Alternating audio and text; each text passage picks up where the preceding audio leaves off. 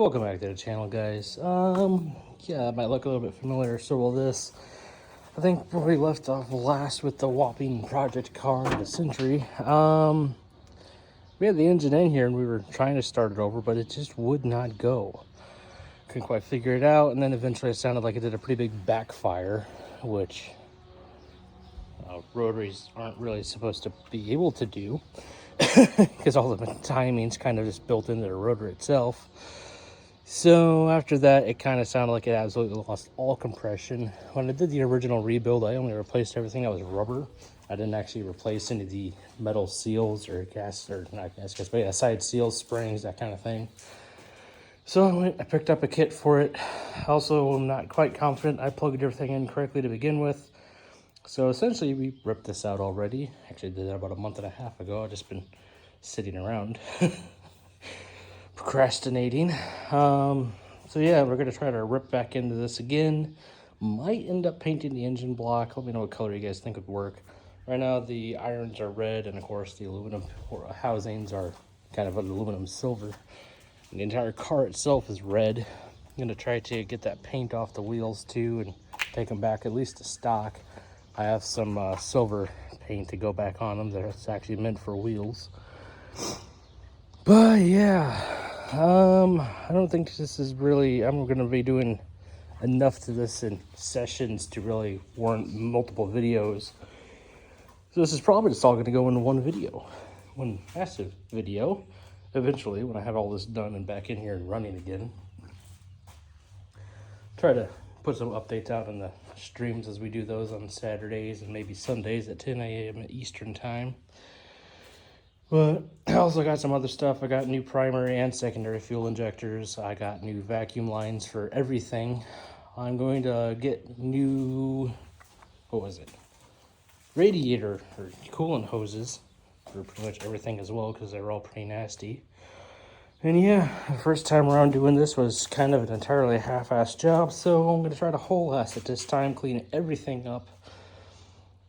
The side seals are going to be a bit of a pain because you actually have to trim them to fit perfectly. There's an entire procedure to that, which I'll try to cover. I'll also link some resources as I come along them into the description of this eventual video.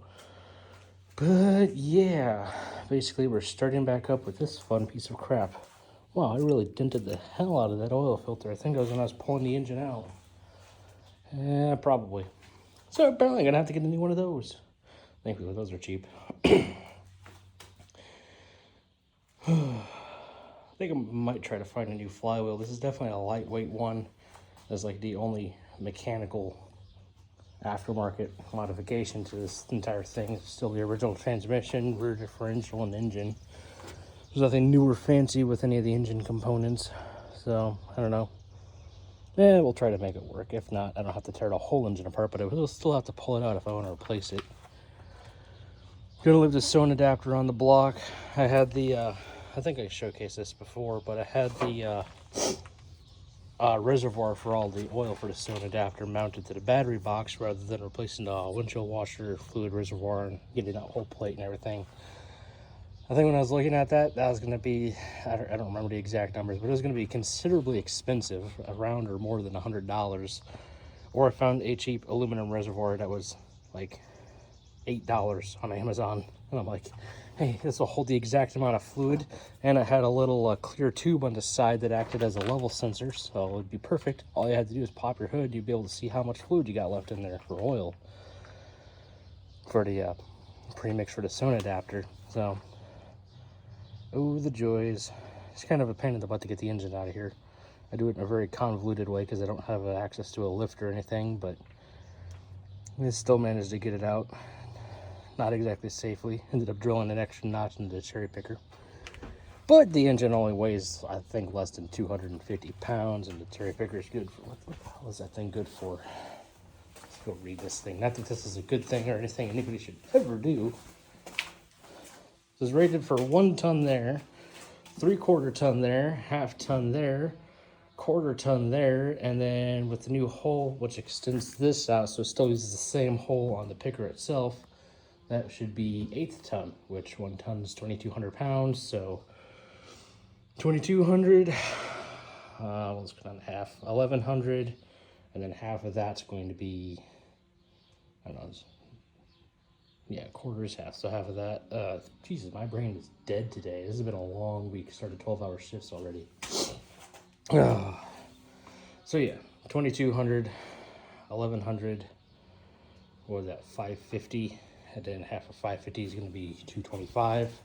No, 275. Jesus. Yeah, I'm pretty sure that thing weighs a bit less, considering that footstool's holding it quite well. Hasn't fallen over yet. Again, not the safest thing, the way I do things. All this really started, you can see that broken guy down here. I couldn't get the engine started once I put it all back in. So I assumed that the crank position sensor, as you can see, it's kind of reads the tines on there. I assumed it was bad to try to pull it out to replace it, and ended up breaking the sensor off and where it is in the engine. It wasn't impossible to get to, but after the backfire issue and everything else, I just wanted to tear into it.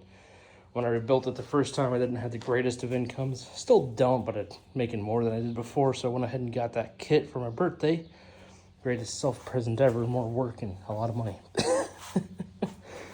So, we'll see how all this ends up going. Might even look at getting some replacements for the OMP pump lines. They're not bad. I mean, they're clearly still working and they're not leaking, but it's actually kind of serviceable when it's in the car, so we'll probably leave those. Let me know if there's any other modifications that I should do. Obviously, I don't know everything about these vehicles, otherwise the engine would have been working the first time. Trying to think if there's anything else I want to go over. Don't think so. Nope, I think that's pretty much it. All right. Forgot. Oh, actually, there is some other stuff I really forgot about. Ignition system. I just bought new original coils for this, and since I was going, all this way again, I decided to get the LS coils, D585s or 858s or whatever it is. Kind of look like a little canister. They have the plug wire going out one end, and then the connector coming out the back side, the opposite side. That and a neat little bracket for like 20 bucks on Amazon too. You can get the other kit, which is a complete kit with the adapter harness and everything. But I think I managed to save about 40 or 60 bucks just by getting the pieces individually. And on top of still saving that money, I have 2 of these kits now. So I have one set of 4 coils and a bracket with the adapter harness, and then another set of 4 coils with the bracket. If I wanted to spend an extra like maybe 20 bucks, I think 30 bucks, that's right, it was like $29.85 or something for the adapter harness, and I'd have 2 sets for the price of the aftermarket kit that you can just go and pick up. So I figured that was pretty well worth it in case something doesn't end up working on it anyway, then, I at least have a backup. Or if I break it, I have a backup. Or if I want to do this again, I don't have to go through and order all that, and I have a backup. I was also planning on heat wrapping the exhaust header. These are stainless steel. Do I have something to prove that? I got some magnets over here. Hold on. Put my glove around. First step's going to be cleaning up the garage. Everybody loves these magnets, right? Little clacker ones. Let's see. That should be. It is steel, but yeah, holds them. And then doesn't hold them here.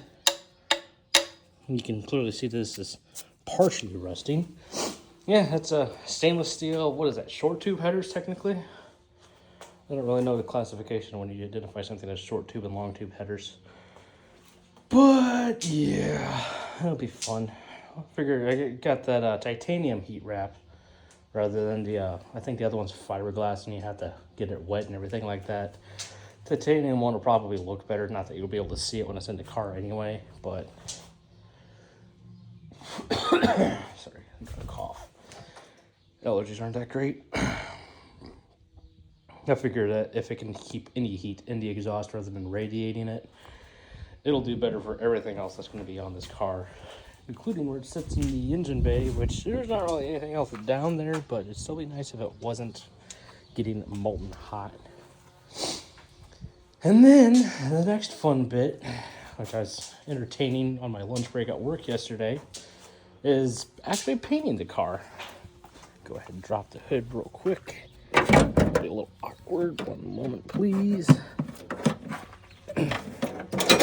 Okay, yeah, sure. Somehow that works. It's got quite the patina. You can tell on the hood pretty much all of the clear coat is gone, and maybe there's a little bit of clear coat that are still. And of course the headlights are fogged over, which I can always take care of those. I'm pretty good at that at this point. But what is it? Duplicolor has something that they call molten red. Or yeah, I think it was molten red lava, something like that. It was looking like it was a pretty cool color. They also have a metallic clear coat or a gloss clear coat. So I was kind of trying to go something close to a candy apple red. I think House of Color has something, but from what I managed to find on, again, Amazon, because I don't really know where I could find a lot of that stuff in person, especially where I'm at. It was something like $50 a pint, which is half a quart. And the Duplicolor one was about $35 per quart. So one of these was considerably more cost effective. And even if it doesn't look like absolutely amazingly perfect, it's still better than this. This poor thing desperately needs it. Some of the sides are okay. The bumper paint hasn't faded at all, seemingly. So I kind of like something like that red, but a little bit darker maybe. You can actually kind of see it still has, I think just maybe metallic flakes in there. I don't know how well that actually comes across. This is the focus button. We'll see what that does. Yeah, if I decide to do that, I'll actually just build a paint booth behind the garage. Very, very temporary. Hope that I don't get a lot of wind because the thing will blow away. And we'll actually tape this all up and go over and try to paint it. And that's only if I can get it to start and run somewhat decently. Maybe we'll make it the goal for that one is if it runs and dries and gets me to work and back for a week straight, then I'll order the stuff and start building the paint booth. That sounds like an appropriate goal or milestone that it has to achieve first. So, yeah, I think I'll try to make a couple of videos and post them before I end up putting the block back together, because this is going to take a bit. I'm actually going to try to, what's the appropriate way to say this? In a piston engine, you hone or sleeve the cylinders and then they're good to go. In a rotary engine, they actually have a coating. I don't know if it's baked on or electrolytically plated or however they do it, but I don't even know what it's called. Essentially, it's some really rare, really expensive material that they just have fused to the outside surface of the housing, and I think maybe to the sides of the irons. That's supposed to help with their lubricity and be very wear resistant and whatnot, but a lot of people have it where it starts flaking off or wears away completely. Then you're just down to the aluminum, and that's very bad because aluminum is pretty much the opposite of a lubricating metal, like something like brass might even be. So a lot of people, if it's still there, but there's just grooves in it worn in from a lot of carbon or something dragging on the apex of the seals, then you can actually sand it down still quite a bit. And considering this only has 130 something thousand miles, 140,000 we'll say, I doubt that it's worn down too much. So I should be able to sand it down and remove any kind of grooves, because any grooves that are there are actually going to directly take away from your compression. And more importantly for these things, it'll take away from your dynamic compression. So a lot of way people do that is the way I'm planning on doing it, unless I order something on Amazon called oscillating spindle sander. Basically, it's a flat surface with a spindle with sandpaper on it, and it goes up and down and spins at the same time. I think it's for woodworking. I have no idea how you would use that for anything other than what I plan to, which is you put the rotor housing down, and then it just goes up and down and sands the inside as you move around the housing. That's what I'm planning on doing to this thing.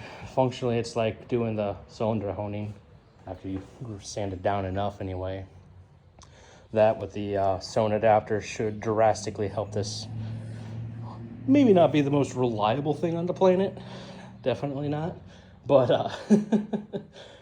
it should definitely help it improve its reliability as well as bring back a lot of that lost compression.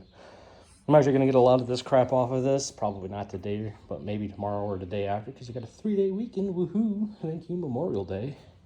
And yeah, I have a basic compression tester. I'm not going to go spend $100 or $200 on a rotary compression tester. And I want to just turn it over by hand or something just to see how much compression this thing actually has right now. And then try to compare that to after I do all the crap to it and see how well it does. It's kind of tricky because you have 3 faces to each rotor. So you have to do the back side with 3 cycles and then the front side with 3 cycles. So you essentially have 6 chambers that have to have good compression even though it's a 2-rotor engine. Actually, damn it, I should have brought it home. I have a 3D printed model. I might even put the link to that in the description. It was on Thingiverse. And we literally just put together a tiny little rotary looking engine. And it's just the housing with the back iron and the rotor and part of the eccentric shaft. And it's got a little finger loop in the back, basically where the clutch would be. And you can spin it over by hand and watch how a rotary engine works. It's pretty neat. I've actually used it to describe it to some people at work who were like, how the hell does that engine even work? Should have brought that home, damn. Oh, snap crackle popping in my back. Alrighty, so yeah, I gotta get back to work because I gotta clean off that table and that table and that table. And maybe that, not even a table. Maybe find another table or turn the dead and dying treadmill into a table. So, I'm probably gonna post this one as an update. I know I'm trying to do videos on Wednesdays and have streams on Saturdays and Sundays maybe. So maybe I'll post this as a Sunday video. If any of you are even really that interested in vehicles, especially rotaries. It's kind of a niche area, but when you find somebody who's interested in it, they are absolutely fucking interested in it. So anyway, hope you all enjoyed. If you like, comment, and or subscribe, I'd appreciate it. Anything that you can do for the channel actually does help me put more back into the channel for you. All that being said, I'll see you next time. Have a good one.